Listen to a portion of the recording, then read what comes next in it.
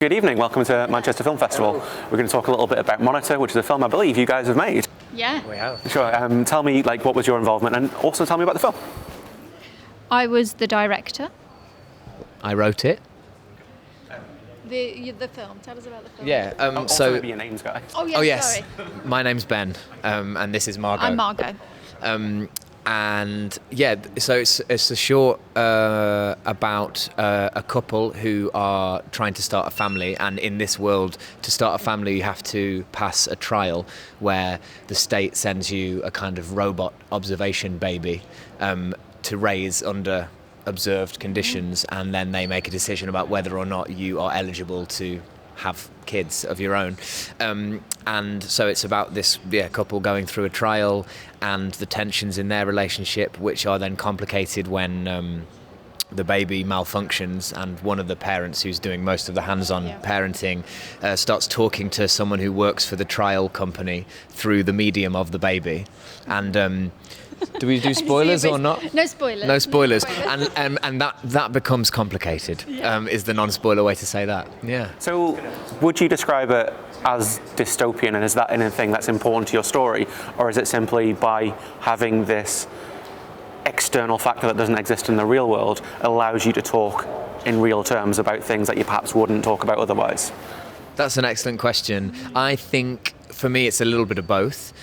We wanted it to be that sort of 5 minutes in the future feel, where everything else about the world is very recognisable except for this one weird element. So we want it to feel believable and not like a completely fantastical situation, because I wanted to comment on the way that we police who gets to have kids or doesn't in our world at the moment, particularly along the lines of finances. You know, when somebody on benefits say, turns out that they have 5 kids, and people are like, well, that was your fault for having 5 kids. And I find that conversation very interesting and frustrating. And also the spy cops scandal, whereby people are, infiltrating groups by having relationships with folks, and sometimes that involves having kids as well, and the way that the kind of murky emotional ground of that. But I'd be interested to hear what you would say to that question about where it's sat on the kind of dystopian. Yeah.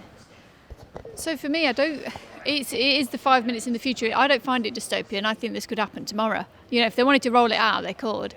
And it takes me back to like at school when they used to give those little dolls to teenagers to look after for a weekend. It's not too dissimilar to that, So I think it is dystopian in some sort of way, but I don't think it's far off what could be rolled out, So, and I think that's really tangible to the audience. It could happen. Yeah. It sounds very much like it becomes a story of reproductive rights, which is also a story of class. Yeah, 100%. Less so in this country, but much so in America, with the fact that certain things you have access to as an upper or middle class person are not something you have access to if you're lower class or not white. Yeah, I mean, in America, to give birth to a baby, you get like a $30,000 bill, right? Yeah, it's crazy. But also, abortion services and even contraceptive services. It's. Can I swear on this? Maybe not. No. It's bad. Yeah. So that's exactly what we wanted to. We wanted to create this sort of murky. We wanted to make explicit the things that are implicit socially already. Are you wary of backlash, or do you encourage the conversation around those issues? I'd love some backlash, because that would mean some people had seen it and were getting stuck in. Yeah, I mean, we haven't had.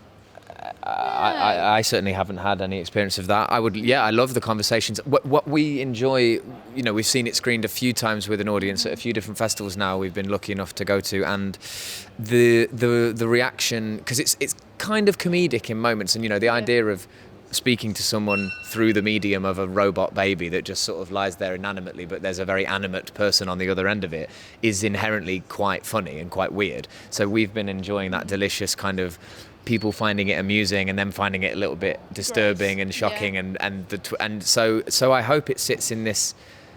It's sort of entertaining and compelling, as well as being as well as having anger in it and being a provocative thing. It doesn't. I hope it doesn't seem purely as like a rallying cry, but has these kind of complicating factors that seduce you as a viewer, or we've tried to at least. Yeah, I guess that's a good point. Like, even when, like, as a British society, I guess we're great in finding the humour in the absurd.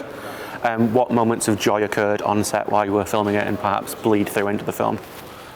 You can speak well about that, I think. The moments of joy. Well, there's a whole process with the baby. I think, like, when I first read it, I thought, oh, this baby's a bit creepy. Like, it's going to be a creepy baby. And then when it got on set, I thought it was really cute. But for everyone else, it was the other way round. Everyone thought the baby was sweet until it appeared.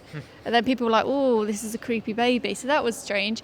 I think it was just, for me, compared to previous shorts, I came onto this later when the project was sort of had some funding behind it, and also was written, and Ben and Izzy had worked with it for a couple of years.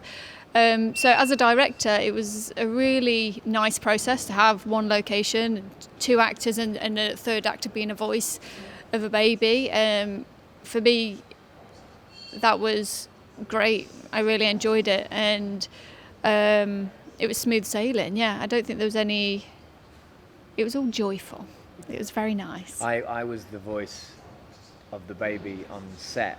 Yes. Because the actor was ill, who then later came in and recorded it sort of retrospectively. But ADR, is that what it's called? Yeah. So the actor playing the mum, who we can see, had a hidden in-ear, and then I was in the attic of the house we were filming in. We had an amazing sound recordist feeding, so I was sort of which was interesting. Because you had a monitor, you could see what we were shooting and then reply. And I could hear Emily, and so we were playing the scene. But then when I saw the first few rough cuts with my voice in, and then when Kat had come in and recorded their part, then that changed, and so that was an interesting moment. That was really interesting. And Em and I are friends, so it was interesting having a sort of pseudo relationship with my friend through the medium of the baby across 2 stories of the house. But we had lots of fun finding that fruitful Goldilocks zone. I think we probably talk about this all night, but let's be kind to our editors. Yeah. Let's. So I'm going to ask what's next for Monitor and what's next for you guys individually, and then we'll go on. Well, we're doing some festivals, which is great. We're here at Manchester, which is wonderful. We screen tonight, and then we are going to, we've got 3 really close together, which is delightful. We're going to Beeston Film Festival in the East Midlands, which is cool for us because we're both from the East Midlands, so we wanted to be in a local festival there. And then, it is at the Arc. Yeah, lovely that you know that. And then we're going to Brussels Film Festival, which will be really cool, and I've completely blanked on the same day. Diva. Yes, and we're going to Covent Garden, the Garden Cinema in Covent Garden in Diva Festival, which we've just confirmed, which will be really cool to have a London screening because lots of the cast and crew are based in London, and we haven't been able to gather. So we've got those 3. And then I'm going to direct a short for the first time, which is exciting. So that will be my first time trying the writer-director thing out. We'll see what happens there. And you're developing a feature, aren't you? Yeah, I'm just in early development with a feature at the minute, which is super exciting. And then this project sort of inspired me to go into more genre. So I've just written a short comedy body horror based on the sort of women in my family that are really fatalistic. So, so just working through that at the minute. Awesome. Hopefully we'll see you back here next year with that. Yeah, hopefully. Thank you very much, guys. Thank you.